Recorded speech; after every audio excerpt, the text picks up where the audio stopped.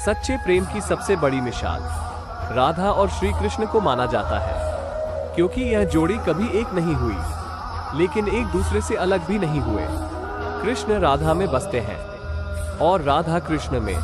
आज मैं आपको एक ऐसी सच्ची प्रेम कहानी बताऊंगा जो आपके दिल को छू जाएगी। अगर आप किसी से सच्चा प्रेम करते हैं या किसी से सच्चा प्रेम किया है तो इस वीडियो को अंत तक जरूर देखना। एक बार राधा श्री कृष्ण से वैकुंठ धाम में मिली। राधा को देखकर कृष्ण की आंखें भर आई। कृष्ण कुछ बोलते उससे पहले राधा ने कहा, कैसे हो द्वारकाधीश? जो राधा कृष्ण को कान्हा कान्हा कहकर बुलाती थी, उनके मुख से द्वारकाधीश सुनकर कृष्ण को भीतर तक घायल किया।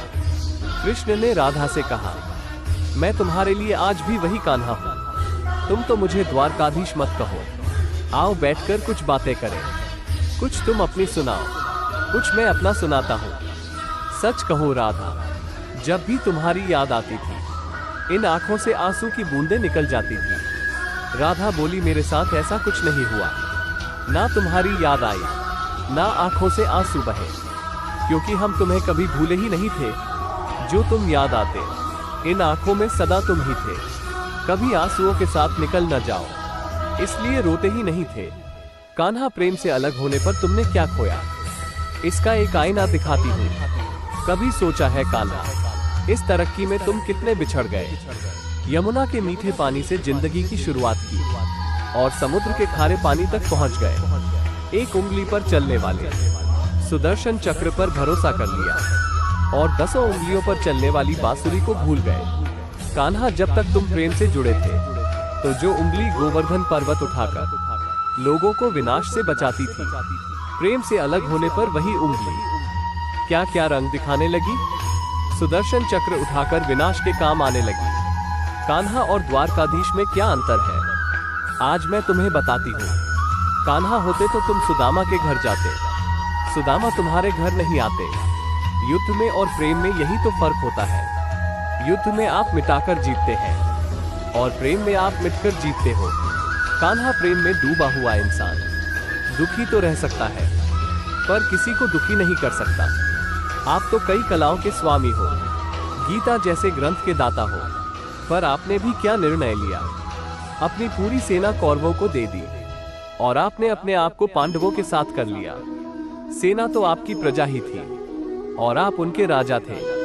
राजा तो पालक होता है, रक्षक होता है।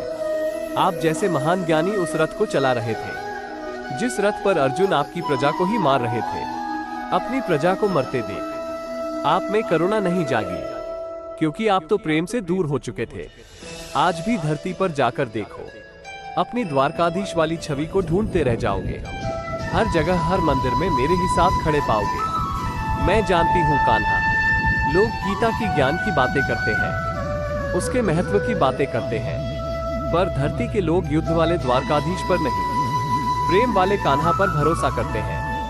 गीता में मेरा दूर दूर तक मेरा नाम नहीं है, पर आज भी लोग गीता के समापन पर राधे राधे कहते हैं। श्री कृष्ण के पास कभी किसी प्रश्न का उत्तर ना हो, ऐसा तो हो ही नहीं सकता, परंतु राधा द्वारा लगाए गए प्रश्न चिन्हों पर कान्हा मौन रह गए। यही तो है प्रेम में समर्पण का भाव। पराक्रम में हमें हर किसी को हराना होता है, परंतु प्रेम में एक ही कईयों का दिल जीत लेता है।